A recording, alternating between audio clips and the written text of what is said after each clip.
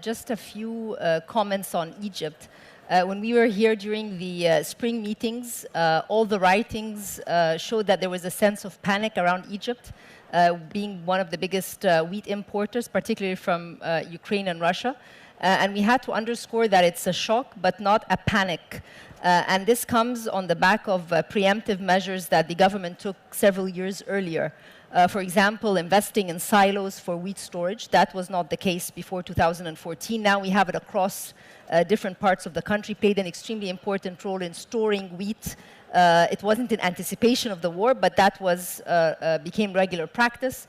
The second was increasing agricultural land for wheat production. So actually half of what we consume is locally produced, creating incentives for farmers, trying to increase the yield. So again, some of the policies that Joe mentioned as well. Reform is a continuous process for any country. In our case, trying to look at the storage capacity, improve the yield, and widen the agricultural land for wheat production was extremely fundamental.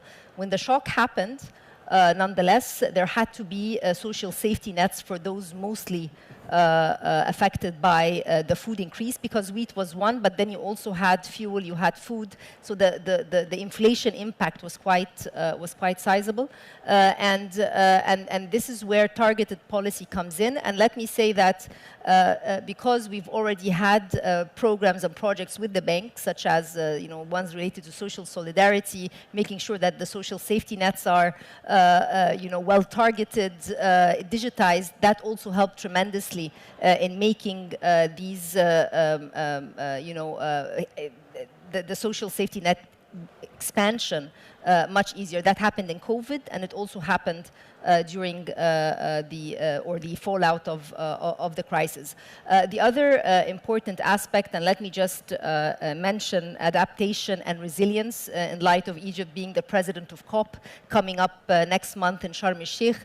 And two key messages for us at COP.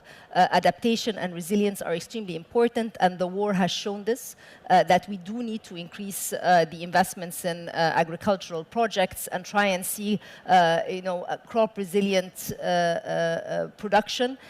Something else is from pledges to implementation. Here comes the point on financing, and it's very important also that public money, whether it's from the MDBs or other sources, needs to try and leverage private sector investment in agriculture and water.